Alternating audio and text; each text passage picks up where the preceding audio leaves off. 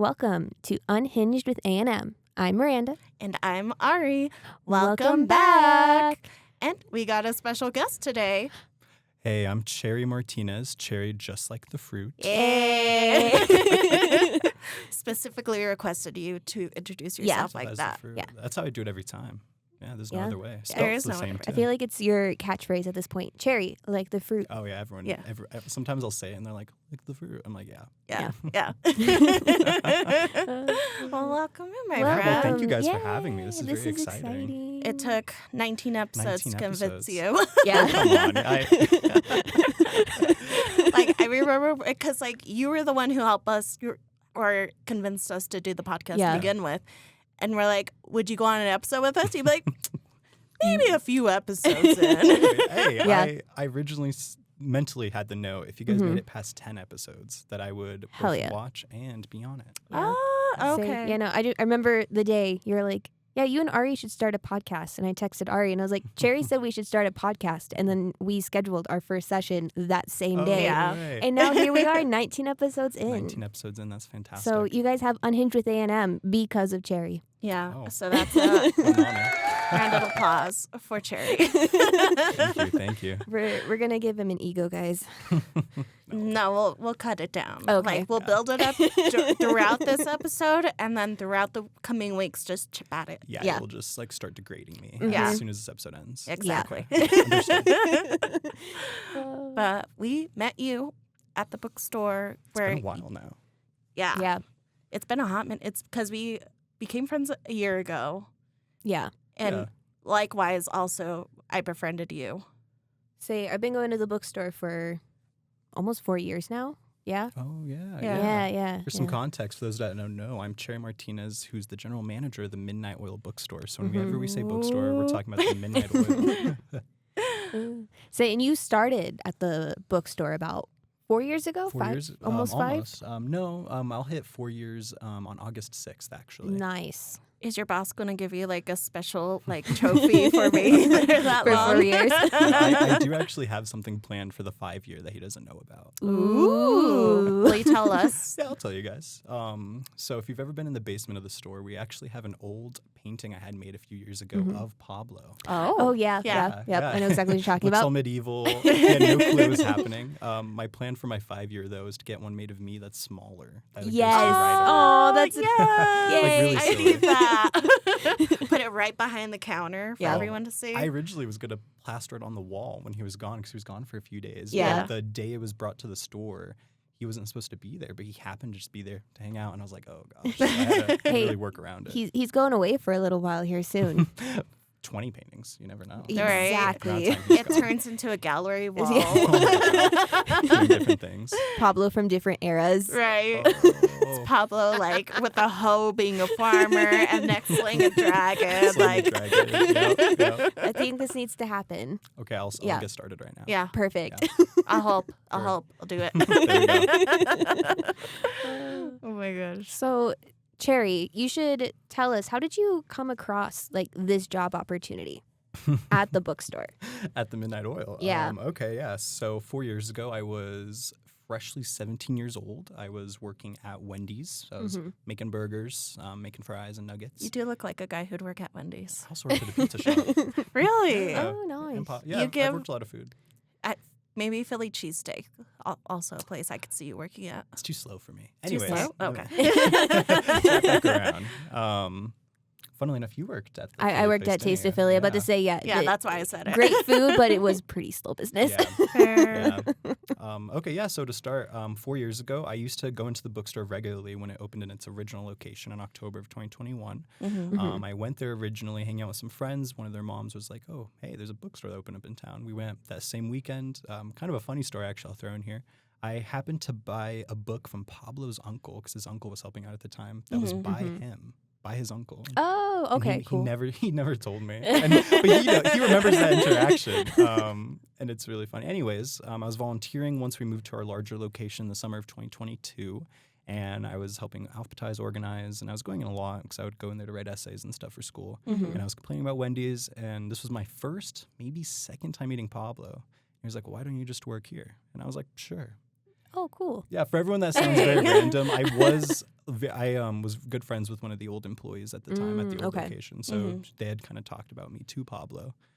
Funnily enough, he never read my resume that I sent him. Oh, that sounds like a Pablo thing. He went off purely gut instinct. Gut instinct. For context, I was also helping out at my high school's library for about this year before that even. So I had some book experience, and I would say, at least in my own opinion, that I had a lot of drive to be in the store and work in the small business book space. Yeah. When did they... I forgot the timeline. So you first started going there when they were at their original location. Yes. So did you transition with them, or did you transition after, worked with them after the transition? I did not, funnily enough. So they were in that original space almost a full year because they originally got in there, and a lot of people don't know this, in summer of 2021. But they spent a lot of that rebuilding the space, cleaning it up, filling up the shelves, and didn't do an official launch till October. And I believe I went in pretty much few times a week for almost half a year, and then I had to school just got busy. I was finals time and stuff. So I actually didn't go to the bookstore for probably half a year, and I missed the full transition. I did see the bookstore one time when the pillars were a third built, or actually maybe just 5 rows on one of them. So I didn't do the transition, but I was there the first month in the new location. Nice. So this is really your store that you really seen grow and develop over the time. I've definitely seen it grow, because I mean, of the past 4 years I was there, I'd say a solid 2 years was pretty much just me and Pablo. We had multiple different kind of part-time help over those first 2 years, but a lot of them were just to cover a day, so Pablo could have a day off, and maybe I had a day off. I don't really remember. I remember when I started going, I think I really only ever just saw you and Pablo. Maybe there was an occasional other person, but I mostly just interacted with you guys. Yeah. Yeah, and now we have a 4-person team. It's a growing and changing team. We have a good handful right now. Yeah. Because you have the main trio. Yep, me, Pablo, and Savannah. Yeah. And then now the interns in the mix. Yeah, we do have our 2 interns, Kylie and Abigail.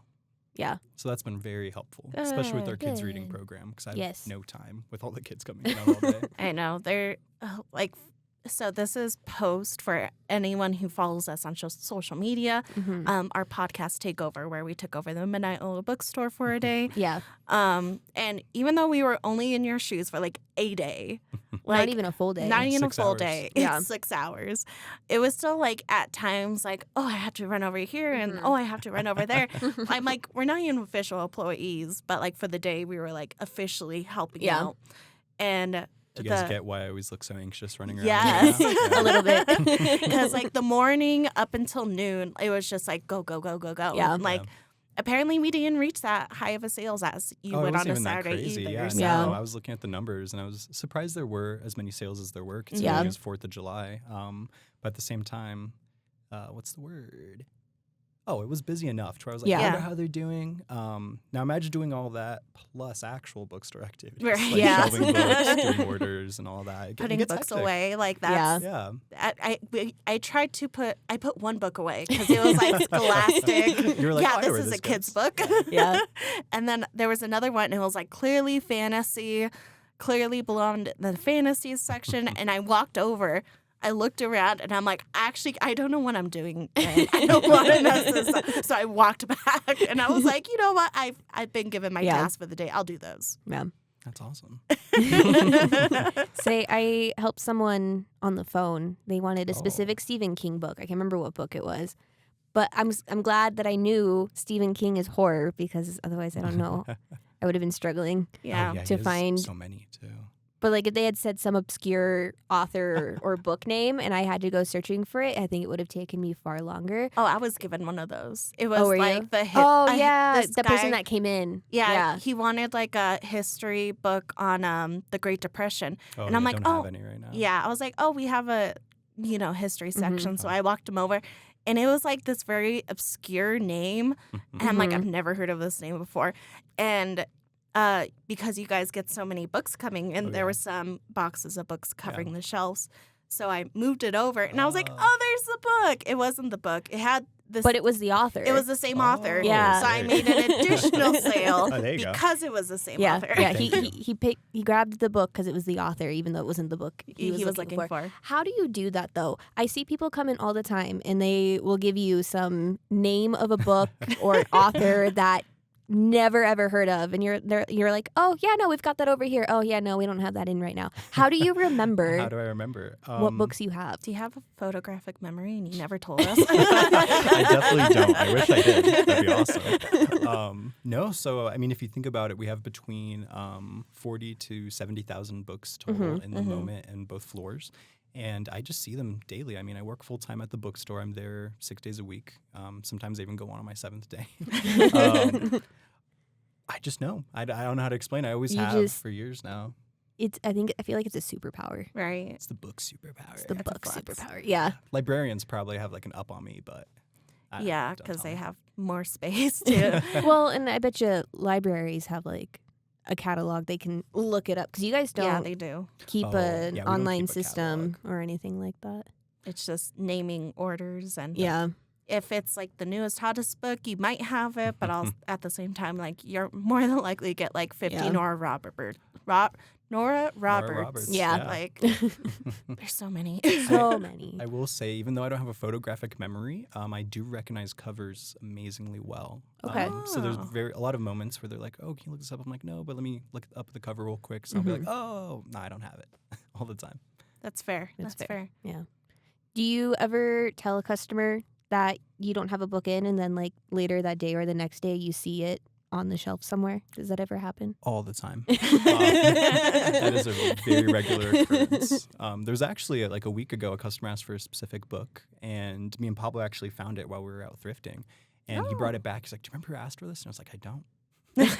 I don't. I thought I would, and I didn't. I even remember the whole conversation. I remember where they were standing and everything. But no, that happens extremely all the time. Yeah. I think part of it, though, is sometimes some of those books, even though they're obscure, it then puts it into your head and you remember it. So then maybe you had it the whole time, but it was just misplaced, or now you intentionally see it. It's like if you get a new Volkswagen Beetle and you drive it around, you start noticing all the other Beetles on the road. Yeah. There was one book that you guys got, and it was probably from one of your thrifting trips. It was a specific like typography kind of book. And it's been on my wish list for like ever since I started doing graphic design work in college.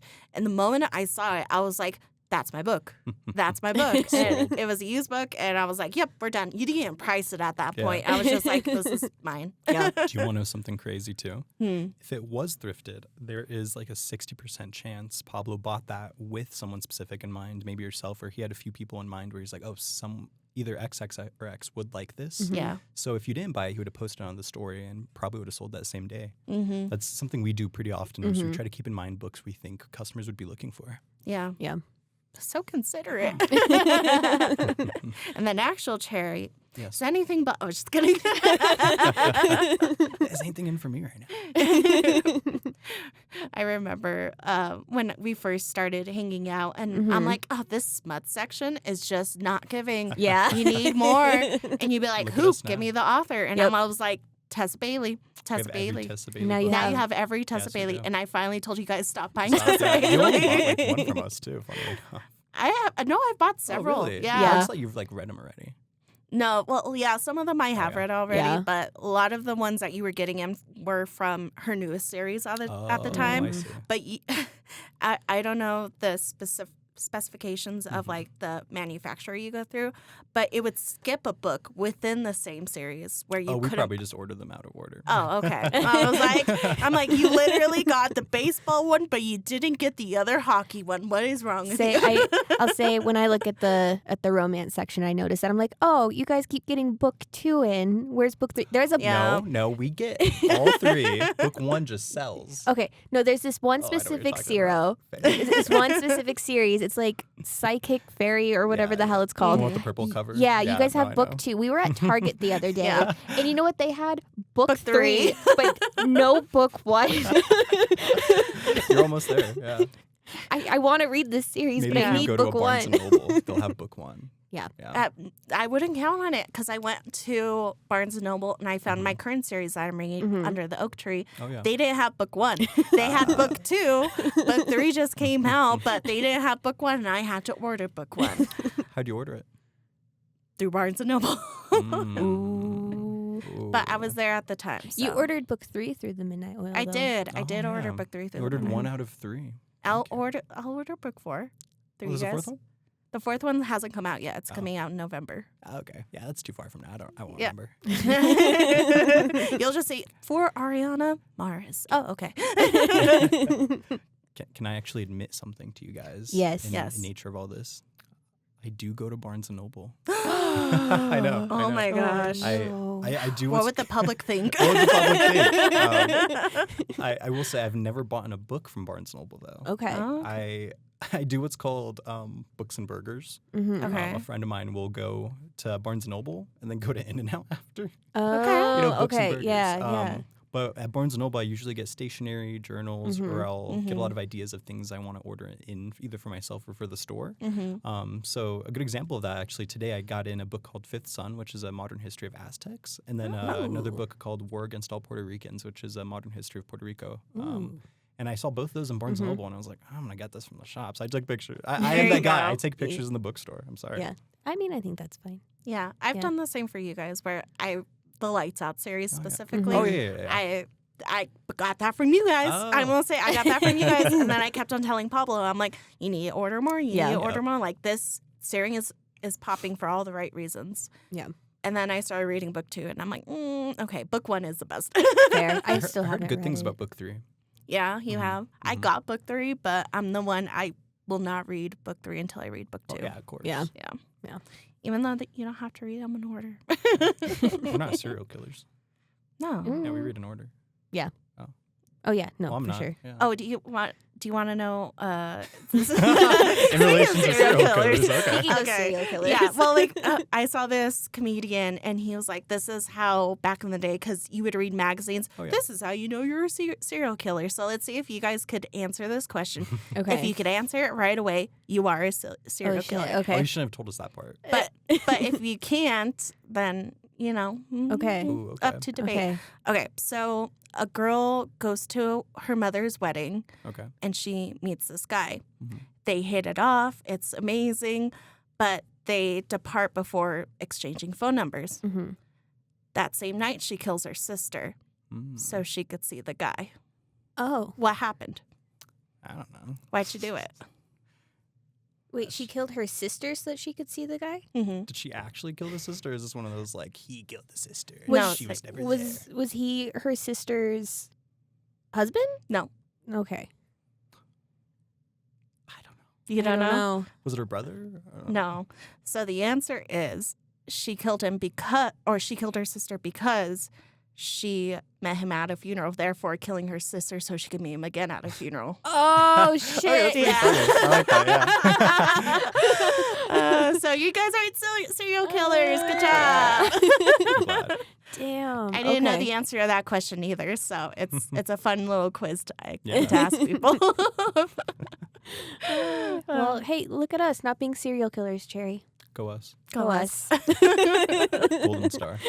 Now I'm just gonna ask everybody that You question should. every You so should. often. I'm Do like, it. I don't know, guys. I don't know about this one. It's a great way to suss someone out. Yeah. exactly. Mhm. Mm-hmm. Okay. I want to transition a little bit because I know you've been really into rare books, and I kind of want to talk about like how did you like discover like the drive that you have to get into rare books and like Mm-hmm. continue to expand on that. Like where did that start for you? That's an interesting question. So there's two parts to that. The first part is what first made me aware of rare books. And then there's the second part, which is what actually got me invested into the world of rare books. To briefly start with what got me like aware of rare books is I'd say about 3 years ago now, back at the Midnight Oil, we have a far back room, which is now all like mostly history sections. But back in the day, it was completely miscellaneous, like $1 books, $2 books. And there was this one book that was $1 by Celeste West. It's called Revolting Librarians. Okay. And it was a 1982, maybe 84 publishing of the underground network of librarians. So they would send letters back and Ooh, forth that's cool. and complain about politics, library systems, whatever. They would write poetry to each other. So this book, it just kind of like immediately, it stuck out size-wise and art-wise. And then later looking into it, it was one of 4,000 printings. So it's, Oh. yeah, I know. And it was in our back room for $1 and it's worth like a couple hundred. So Dang. Right. Yeah. So I've held on to that for years, just kind of as a reminder. But what really jump-started that for me is last year I was in Boston. Last November, and it was my first time going out of Colorado for book-related work. I travel often, obviously, but it's always been kind of more for joy. And so this time I was there for the ABAA Rare Book Fair, the Boston Book and Paper Fair, and it was an incredible experience. I was there through the ABAA with a couple other fellows, and me and the group, we went to multiple libraries. We met the curators of Harvard, both libraries, as well as visiting private libraries. Yeah, no, actually, a funny story with that. I wear a lot of like tees. I'd call my style like skater wear. Yeah. Yeah. You definitely give. I mean, I did skate here. You did. That's true. But the funny thing, I dressed like that there too. Yeah. So there's a moment we're in Harvard. Yeah. I'm at a big huge table. Ivy League school. The Ivy League school, Harvard, with every library curator of Harvard. So these are all the people with the endowed funds that purchase rare book material.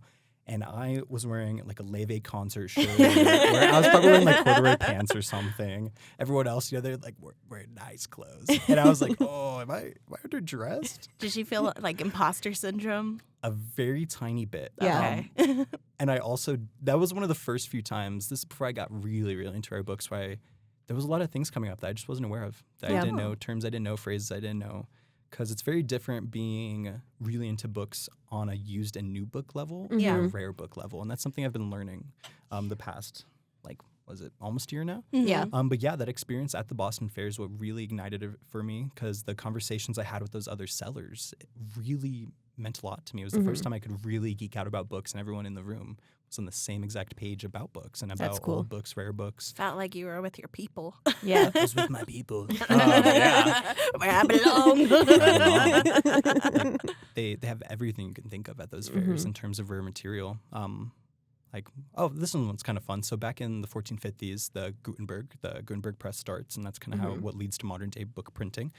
And something with that, though, someone there had a leaf from the Gutenberg Bible. So this is one of the first modernly printed materials. And it was like $150K, some Australian seller. And seeing material like that, I was geeking out. I was there all day, every day, me and the small group. It was really fun. And I'd say since then, I've been way more intentionally focusing time on rare books specifically. And I think even my role here at the Midnight Oil is slowly adjusting over time to be more rare book focused. We even have a rare book room in the Midnight Oil in our basement that's open Saturdays called the Midnight Reader. And in that room, I have been working all the time, so is Pablo, to source materials, clean it up, change it up, and be a rare book-focused space here in Greeley. Yeah, you guys have some really cool things down in the Midnight Reader. My favorite we've ever had was a signed Anthony Bourdain cookbook, if you know who Anthony Bourdain is. It was his cookbook Appetites. And we sold that back in a Seattle fair last year. But when we had it, I was like, oh, this is awesome. That's so cool. This is the stuff. This is the kind of stuff I want to see.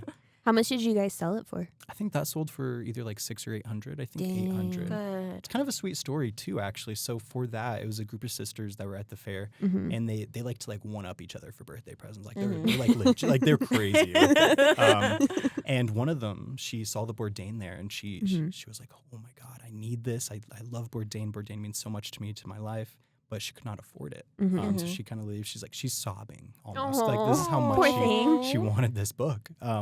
And her sister actually comes back when she's gone and buys it for her that same day. That's so sweet. It was very sweet. And there's a lot of stories like that when it comes to rare books. There's a lot more to rare books than just a hefty price tag. They're truly history materials, and I personally actually am more into the physical object of books than I am into reading books. Yeah. For example, you guys probably read more in a month than I read in like a couple.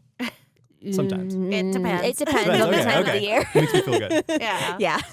I like to read, but it doesn't mean I always have the time. That's the truth. Or the to read or drive. the energy to read, because I love reading, but it does take a certain level of energy, and sometimes I don't have it. That's fair.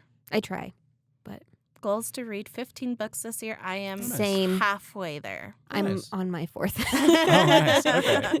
Fourth or fifth of book of the year, and I'm trying to get to 15. Okay. Yeah, you guys will get there. Yeah. I'm on book 11 for the year. Nice. Hey, there you go. Yeah. Trying to up my numbers to 34 this year. Hell yeah. Dang.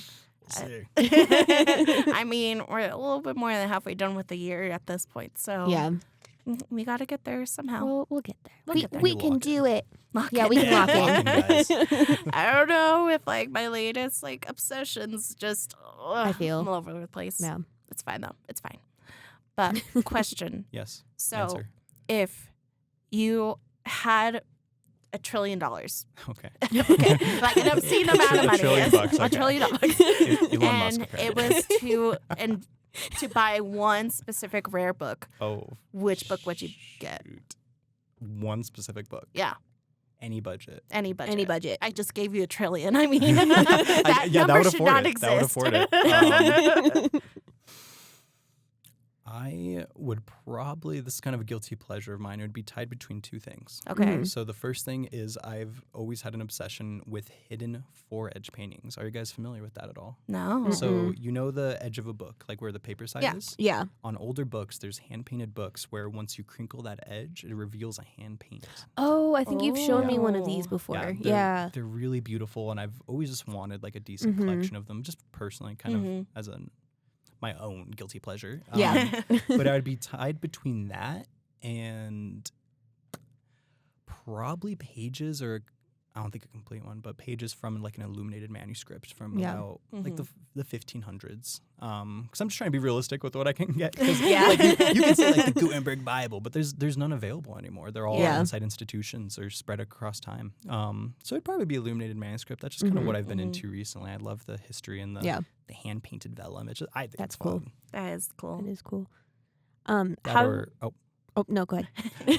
I will say this is my third one, but this one's way more attainable. Yeah. I really want a signed first American edition of Kitchen Confidential by Anthony Bourdain. Yeah. But I Okay. specifically want one of his signatures where he also drew like a little chef hat with a knife, Oh. which is like something he would do sometimes. I would want that specifically, but that Yeah. one's a little tougher to get. That's Fair. fair.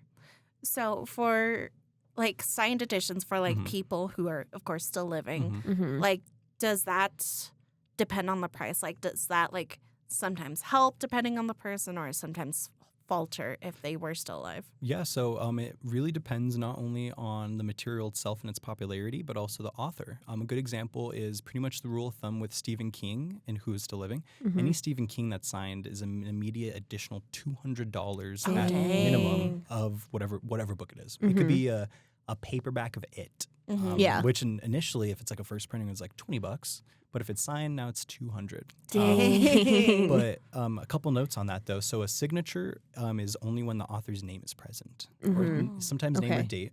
Name and date is acceptable, but if it's like a little note, like to Nancy from Stephen King, that's Yeah. called an inscription. Mhm. And inscriptions are usually lesser value than just a normal signature. Okay. That makes Unless sense. it's inscribed, like, for Yeah. example, if it was to Cormac McCarthy from Stephen King, that Oh. would add Oh, a yeah. lot of provenance, a lot Yeah. of story, and would add value to it. But that isn't to say like any random book that's signed is equally worth $200. It truly has a few factors to it. That's fair. Say on that topic, how do you go about like determining if a book is like considered rare? Like there's first editions, there's first prints, there's different levels to it. There's different levels, Yeah. I'd say it's three parts. So the first part is knowledge base. You have just general knowledge of printed material, so that directly translates. So once you get past modern fictions, like once you get back to the early 1900s, everything back then, if you have the knowledge, you can pretty much spot a lot of materials fairly easily. Part two, research. I've researched so many books that are either like $200 or like $3 because I just don't know. But I can Yeah. tell it's a little weird, a little different. Maybe it's kind of interesting to me. And then third, I would say there's almost sort of a canon in terms of valuable books, like a signed George R.R. Martin. I mean, he made Yeah. Game of Thrones. Obviously, that's going to be a couple hundred. Or signed Stephen King, like I was saying earlier. You know it's Stephen King, so you know his signature holds some sort of value to Yeah. someone. I would say like overall though, it's knowledge. Sorry, research Yeah. and knowledge. I've spent when I say I've spent a lot of time researching books, that's pretty much all I do. Yeah. Yeah. Do you guys look at like almost every book that you get? Because you guys get a lot We do. donated. We do. How much time do you spend Looking at books? looking at books to determine if they are considered, I don't know, rare or Yeah. valuable? That's actually a great question. So let's say someone brings me in a box of books. I can immediately look over books, like each book individually, like a few seconds for each book, and immediately make 2 separate piles of one. Like, oh, this is just kind of normal $3, $6, $9, $10 books, and then another stack of like either I'm not sure or this could be a couple hundred. So it kind of comes from that experience knowledge, because I have been doing this for 4 years now, so I'm able to spot some of those items. So yeah. Is it just you who goes through books, or is it pretty much all staff members? All staff members. We all go through books, but we go about it in different ways. I'd say Pablo's similar to me, where he can spot items like that. Yeah. And then like my coworker Savannah, she does more like in-store duties than I do, so she's more familiar with what's currently on the shelves. But she doesn't spend as much time pricing books and researching books. So there's been a few items. Oh, this is a good example, actually. Do you guys know Brandon Sanderson? Yes. Oh, yes. It's only one of your favorite like authors at the bookstore. Well, his first published hardcover book was Elantris, and we recently sold a first edition for near $300. Nice. And Savannah actually priced that same book out just randomly onto the shelf for $12, which is oh no, which is fun. It's something we've all done, and it's nothing, no fault to her, because how would she? She doesn't know that author, know that there's that popularity around it. She would have known. I would have done the same thing 4 years ago. Yeah. Even actually, I sold a really early edition of Shining by Stephen King, and I till this day, I don't know if it was a true first edition or not, but if it was, I sold it for like more than $1,000 under what the price should be. And I've done that a few times in the past. Yeah. I remember one time because like we hang out at the bookstore, and this lady came in and she was looking through your free books, and she said, "Oh, I found a first edition blah book outside," and like the devastation I heard in your voice, like that was a good find. And like, I remember it was a signed paperback, Connie Willis, of her Christmas stories. It's a local author. I actually like moments like those. I like when people can find like little surprises. There's been a small handful where like, oh, it's actually signed to. I'm like, oh, that's cool. And you're like, I could have done it. do you guys want to hear a funny story about signed books? Actually, Yes. Okay, so I'm a lot better at spotting signed books than Pablo is. Okay. For some reason, specifically signatures. He finds a lot of gems. I mean, he's found a book that we sold the same day, just a week ago. So he has a great eye for books, but for some reason, he just doesn't check for signatures. And about 2.5 years ago, maybe 3, we were doing a lot of book fairs at like breweries. And one of the books he was taking around trying to sell was The Alchemist. If you guys are familiar, by Paulo Coelho. And he had multiple copies, different versions. He went to like a couple fairs with them, and there was like one copy in particular, just kind of like a cool cover. Yeah. And he was trying to sell. He's like, "Oh yeah, I love this book," and people would grab different copies each time. And I get to the store. I was probably still in school at the time, like fresh out of school, and I go sit. I'm like, "Oh, this is a cool copy." I didn't read it at the time, and I like instantly open. I'm like, "Oh, this is signed." He was like, "No, it's not." Like, so, like he was truly trying to sell it all weekend for $6, and we sold that for like almost 200 like a year ago. And that's just, and I miss signatures sometimes too. And he knows a lot more authors than I do. So there's a lot of moments where I'm like, oh, $6. And he was like, that book was like $20. I was like, what? He's like, come on, it's the big 5. I was like, I don't know what that is. And that's true forever. I mean, with all genres, all books, there's so much I don't personally know about pre-1800s books that I could, I would know. I'm like, oh, this is old, it's worth something. I don't know enough though. And that's just the truth to it.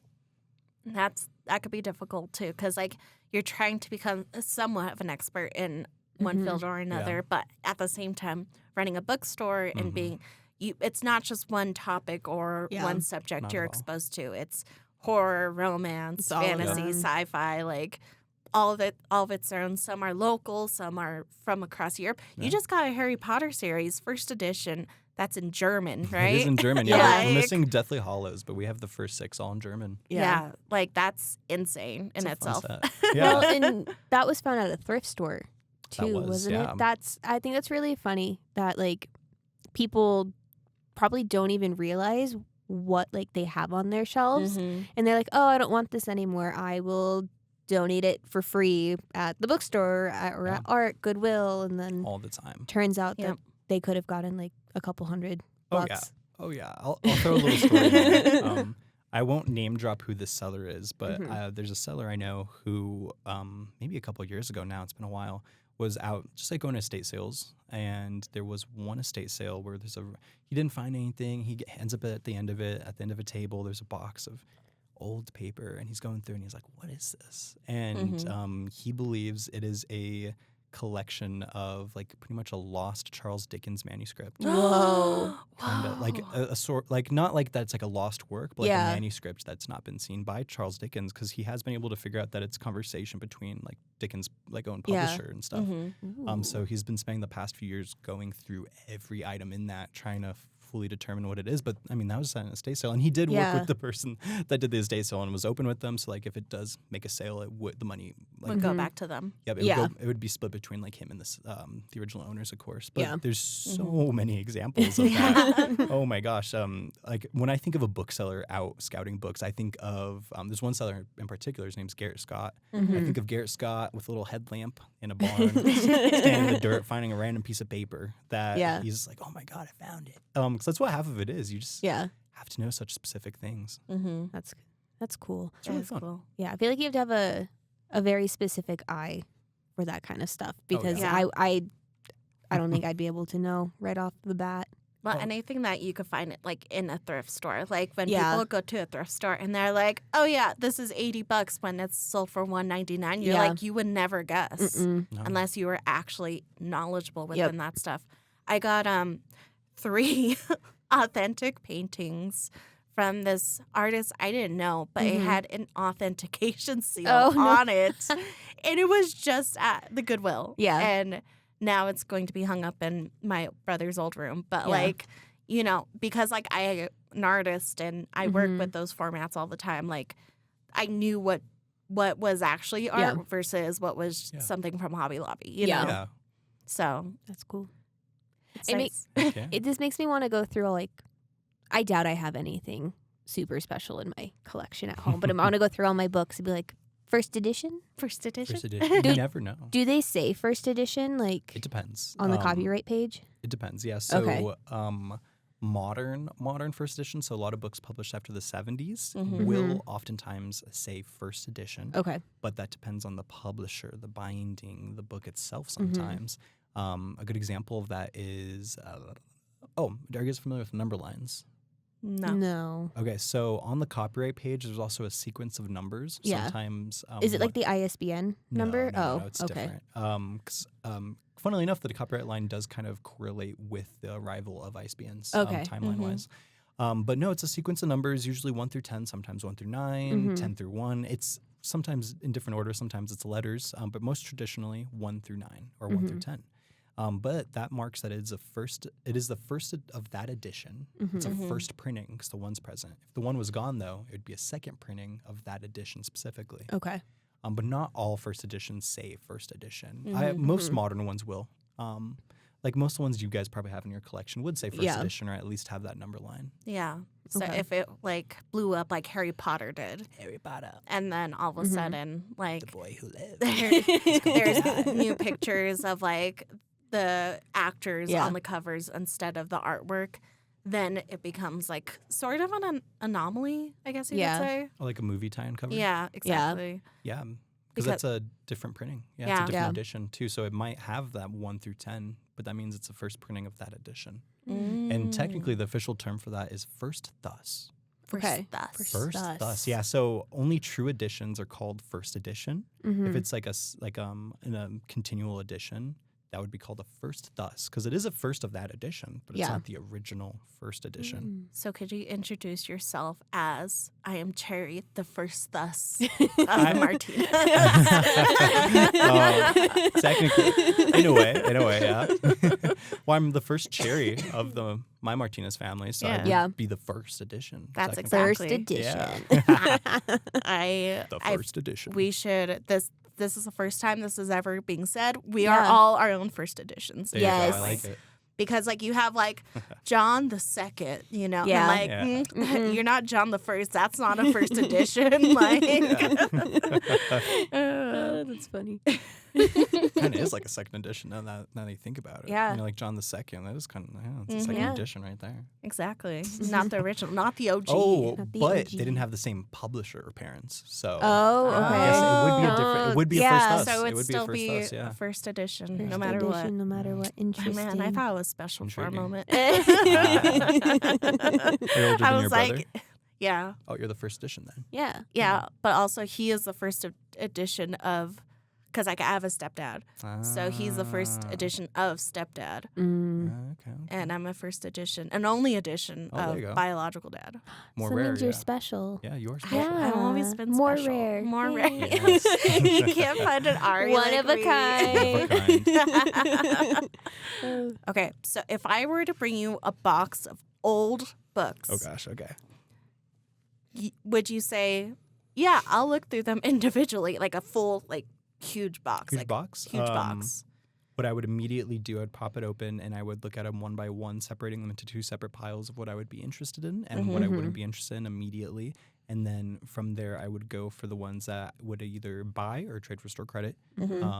And if there is any I would buy, that includes a little more specific conversation and sometimes conversation with Pablo as well. Yeah. It depends. It really depends on the material because I'm not buying every old book. Yeah. Old Not- doesn't equal Not rare. I was Yeah. about to say, Yeah. like, I felt like that was a good segue of saying, like, all old doesn't mean rare. Yeah. Not at all. And so, like, what Yeah. defines rare versus old? That is a very good question. Yeah. I don't know. I'm kidding. It beats me. I'm so smart. I know. A great example of that is we get a lot of books from the 1800s that, yes, they're over 100 years old, but they're common publishings. So there's a book we have of Percy Shelley's works, and it's really beautiful. Like, you could go online, do some research, and you won't find any copies online available.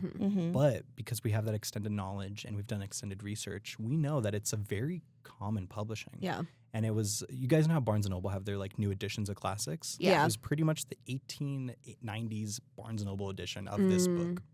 So it's not worth a lot. It is old. It's Yeah. still cool. It has a fine binding, but it's not rare. Like if someone did some digging, there's other copies out there. Yeah. It's the remake, basically, of what the original was. Yes, Yeah. exactly. Okay. And what is rare is a constant conversation in the rare book field because there's so much that's encapsulated under rare books. I mean, there's also ephemera, there's paper books, hardcovers, incubula. I can't say that word, sorry. But for example, let's say we have an original like newspaper from like Ricardo Flores Magon's like publishing, the Mexican Revolutionist.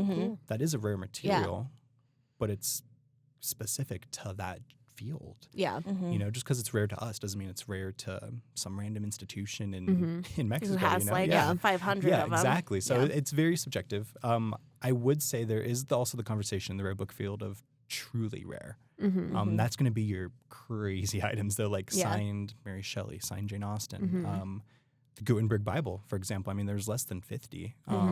And the, like remaining existing copies exist within libraries and institutions now. There's no more wild copies of the Gutenberg Bible, and that I would call that a truly rare book. Yeah. But then there's also how I was saying that not every old book is rare. Yeah. Not every rare book is valuable as well. Yeah. Oh. Okay. Interestingly enough. So, for example, I mean, we have books at the shop right now that are signed by some like fantasy author. Maybe it was like a publishing of like 10,000 copies, and we have the only signed copy available. Doesn't mean it's rare, Yeah. because if this author wasn't well known or well received, it's now just a signed book by some person. It's just some old book. Some old book. Yeah. Yeah. What would you say is the rarest book you guys have at the store right now? Oh gosh. Or like the rarest book that you guys have seen come in? Like Okay. ever. Yeah. Ever. That to your knowledge. In Yeah. our store specifically. In your Okay. store 'Cause specifically, I've yeah. seen some crazy books out there. Yeah. Yes. Oh my god. In our store specifically, the most rare I would say that passed through our hands would be a mix of 3 titles. Okay.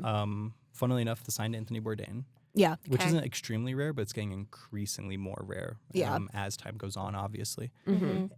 After that, it would be our signed Robert Frost. We have That's like so an cool. edition of like one of 150, if I'm not mistaken, Oh maybe my. 250. Whoa. Which was in a random box. Yeah. Yeah. I remember getting it. I opened it. Like my hands were shaking. I was like, "Oh my god!" This was a couple years ago. Cherry's about to cry. I teared up actually. Yeah. And Yeah. I was like, "Oh my god!" Oh, That's really cool, though, actually. Yeah. I would say the most rare book that's come in through recently, though, has been a first edition of The Adventures of Sherlock Holmes by Arthur Conan Doyle, which was really cool. And it was just passing through. We were just kind of helping the guy get a better idea of what he can get for it, what he can do with it. So we didn't end up purchasing it either. But that's like a minimum $2,000 book. So that was a pretty rare item. I mean, right now, and it's subjective again. I mean, at the store, we have a first edition, first printing of Cormac McCarthy's first book, The Orchid Keeper, one of 4,000. And I mean, that's worth like $1,800, but Oh my. that's subjective to someone that would want to spend. You have to find a person too. So yeah, I mean, I sell the Bachman books by Stephen King all day, but I've had that Cormac McCarthy past all those. Yeah. Do you guys, when it comes to selling your guys' rare books, is it specifically in store only, or do you sell online? Like, do you go through eBay, or that's a great question. do you have an online portal that people can go to and purchase? Yeah. So I hop on my unicycle and I go around. I toss it at their porch. I throw it at the door. Yeah. Yeah. Oh, scary. Is it like I have a follow-up. If the answer is yes. The unicycle? No, like if you do it, like if you sell it online. Yeah, sorry. I was like, the unicycle? Yeah, the unicycle. I didn't think that would be a hit. So We take everything seriously on This this is called podcast, Unhinged Cherry. with A&M. Oh, yes. I thought it was serious with A&M. No. So yes, we sell on multiple channels. Okay. Funnily enough, we aren't doing what would be called traditional rare book selling. So we sell in store as well as online. I've done eBay in the past, and we have our online store, which I actually just packed up like 4 orders for the past couple of days. Nice. But we don't sell through catalogs, which is kind of the traditional. So, I mean, today's actually a great example. It's Tuesday. So on Tuesdays, Rare Books, there's a kind of like, we have a giant newsletter chain kind of, that's kind of crazy. And every Tuesday's commercial day. So anyone that's in the list can publish catalogs, but that's only on Tuesdays. So my phone's been going off all day of emails of catalogs. But it's usually anywhere from like a handful of items to upwards. I've seen a catalog of like 800 items before. Beautiful catalog. And it's usually simple collations, information about the book, sometimes photos. Photos are now more commonly accepted. Yeah. But so we don't do it the traditional way just yet. I am going to be working on our new catalog here in the next month. Actually, I need to hop on that. The time's running out. Because we're actually going to be selling at a Rare Book Fair here in Colorado next August. Nice. Yeah, in Loveland. It's going to be the Rocky Mountain Book and Paper Show. What day? I think it's the 17th, 18th, 19th. Okay. Around that time. There. If wait. y'all want to check it out. It should be, I think, 17th, 18th. Okay. I have a friend's birthday the day before, so I was like, wait, when's that? Which will be really fun. I'm going to see some old friends there as well. And so I'm hoping to get a catalog published by then, or even a catalog for the event. Ooh. But something me and Pablo talk about all the time, we want to take, because rare book selling is an old profession. Yeah. And it's, when I say old, I mean it in both ways. It's been around forever, but a lot of the members in it currently are aging out. So there's a lot of sellers that are on the way out that are getting older. Like some of the like big ones in the field. I mean, there was Reese Books just sold recently to a split between Peter Harrington and James Cummins, if I'm not mistaken. So there's a lot of examples of that happening. Whoa, that's so cool. So we really want to bring a new, fresh outlook into the rare book trade, especially as, I mean, me personally, I'm literally the new generation of booksellers. Yeah. I'm usually in Boston. I don't even remember if I met anyone as young as me. I was the I youngest. was about to say, are you the youngest there? I was. I'll probably stop being the youngest in like a year or two, which will be nice.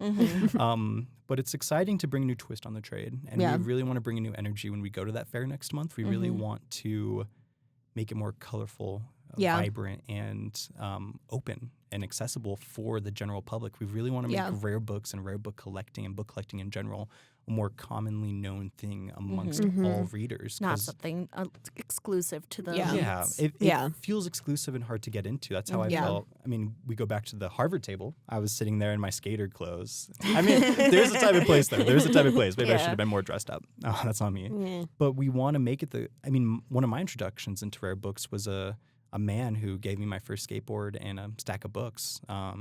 And he has total skater vibes, but he also has the most wonderful book collection I've ever seen in Colorado. His collection easily, he'll have a bookcase worth more than our rare book room at the moment. Oh, dang. Yeah, he actually has some crazy stuff. He has, first edition Cervantes right now? Dang. Yeah, no, he genuinely has a fantastic and beautiful collection. So when you're packaging up these rare books, is there specific materials you have to encompass them? Do you have fragile written in every possible square inch of it?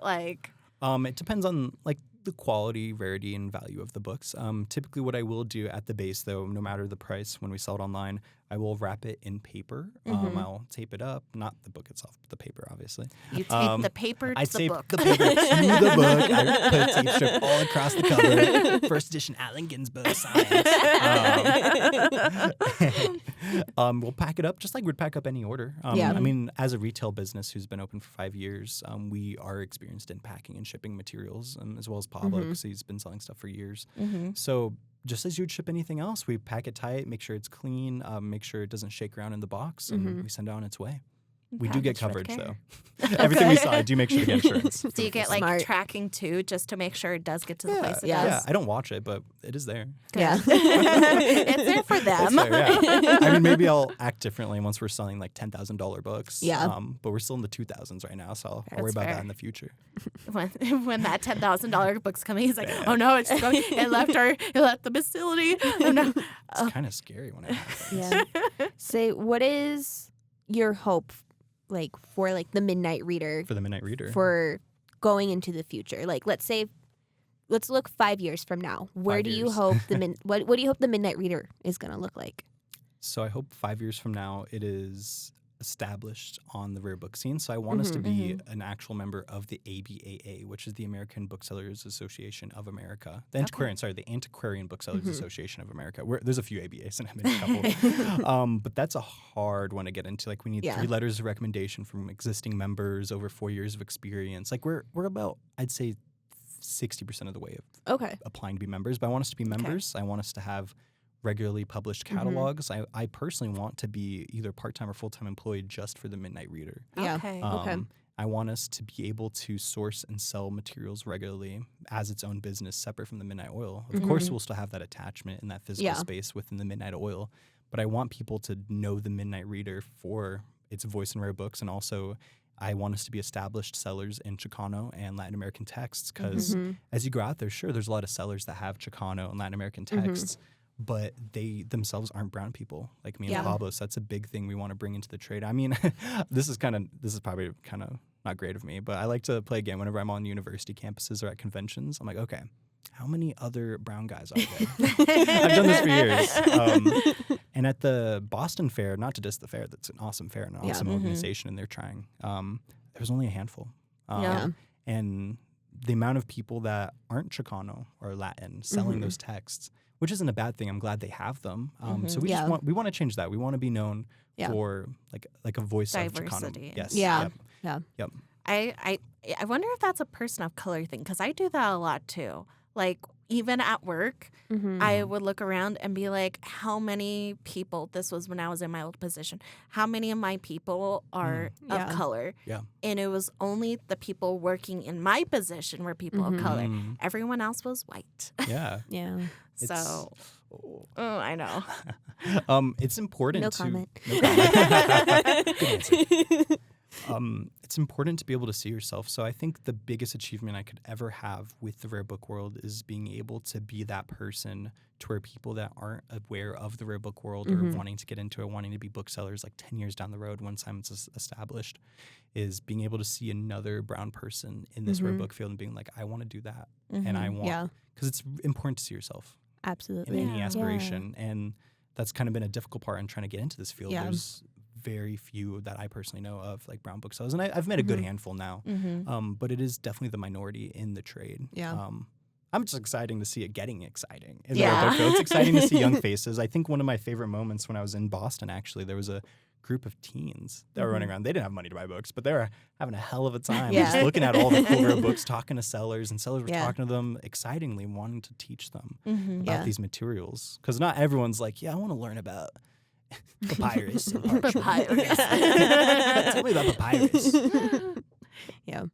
I mean, you had to be in a niche, and everyone finds their own niche in different ways.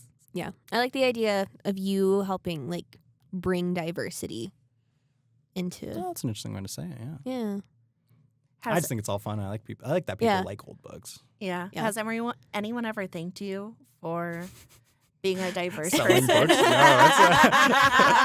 that's kind of weird.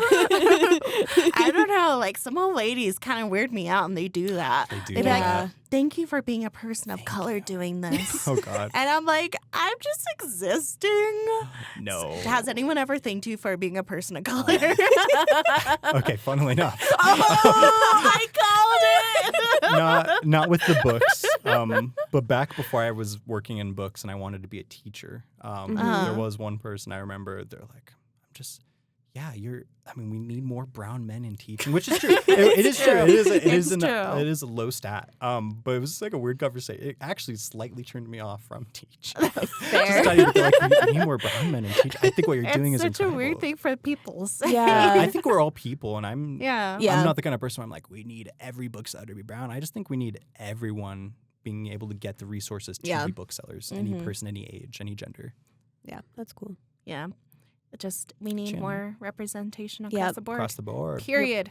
Yes. Point blank. Okay, Cherry, this is rounding out the end of our episode. Ooh, See, thank you. it wasn't painful. Yeah, You're it like, wasn't. I don't Oh know my what we're God. going to talk You acted about. like this was pulling teeth. We do have to put you on the spot because we put all of our guests on the spot I at do? the end of every episode. Oh, no. So we have a lesson that we Oh. give at the end of every single What? episode. It could be And something simple it like could wear be your seatbelt. literally anything. Okay. Like what was Pablo's? It was like eat a handful of cashews a day. Yeah. That Yeah. is so Pablo. So we're at the end of the episode, and if we have a guest, we have our guest give the lesson for the episode. So what is your lesson for our audience today, Cherry? I think no matter who you are, what you're doing, or where you're at in your life, I think it's important to write. I think it's important to journal or read. No matter what you write about, what you read about, I think you should be striving to write. I spend every night or every morning writing about my day just as a general release and just to as a sort of memory, because I think writing is beautiful and it helps keep your mind fresh, and it also helps you exhale a lot of those emotions that you're attached to. So yeah, I think that's my thing. Because not everyone reads, so not everyone reads or writes. Yeah. So I love to tell people to journal, because your journal doesn't have to be beautiful. Sometimes we see these picturesque Pinterest journals where it's all cutesy, and mine ain't cute at all. It looks like chicken scratch, Right. but I love it, and it's good for me. So I think it could be good for anyone. I Cherry, love that. I feel like this was the most wholesome episode we've Yeah. ever had. I'll try to be more weird next time. Okay. Yeah. Next time you're gonna come on again. Yeah, on episode 49. 49. 49. We're gonna remember that. Yeah, I'll write it down. Dang. You have committed. You Oh. said Yep. it. All right, cool. Oh, well, I loved talking with you, This was man. so much Talking to fun. you guys, yeah, Thanks this for was fun. coming on. I whenever we talk, like it's always like, oh, I didn't know that. I And feel then- like I feel like I I always didn't get that deep learn. into it either. I always feel like I learn something from my conversations with you. Like even Yeah. outside this podcast Oh. room. Like I feel like you always have something to teach us. yeah. And you Fun always facts. you I make just can't shut people feel And- good, you know, Yeah. like you're just greeting, hey, young blood. You're like, oh my God. you don't. It's not like boring either Yeah. because you talk about like the history of paper making. Yeah. And it's And interesting. the way you talk about it, it's genuinely interesting. Yeah. So like I'm not like sitting there like, oh my God, why the Oh my hell is this God, I guy don't talking to give a me shit about about the Chinese history of 1300s paper making? Yeah. No, instead we say, shut up, Cherry. Wait for our episode. Yep. Wait for the episode. Because we want to talk about it. Yep. Well, I'm glad you guys enjoy it. Yeah. we do. We 100% do. So don't stop being you. And don't eat the Don't mic. eat the microphone. Oh, sorry. I know it looks like a giant brownie, A little bit. but don't do What that. kind of brownie? Dark chocolate. Oh. I just say it because it's a black microphone, like dark chocolate. Yeah, whatever. Okay. Realistically, I've seen those videos. Now I want chocolate. Thanks, Cherry. We'll get ice cream later. Okay. Well, thank you guys for having me. This was a wonderful podcast. Thank you, Cherry, for coming on. Cool. We appreciate you. It was Yeah. quite enjoyable. Good. I'm glad you liked it. You guys should do like an ASMR episode. No. Yes, I think our No, stop that. It's sending chills down my I'm spine. done. I I'm don't done. like that. I'm I done. don't like that. I'm out of here. I'm out of here. Thank you guys. All right. Thank you guys so much for Until listening. next time. We'll see you guys next time. Bye.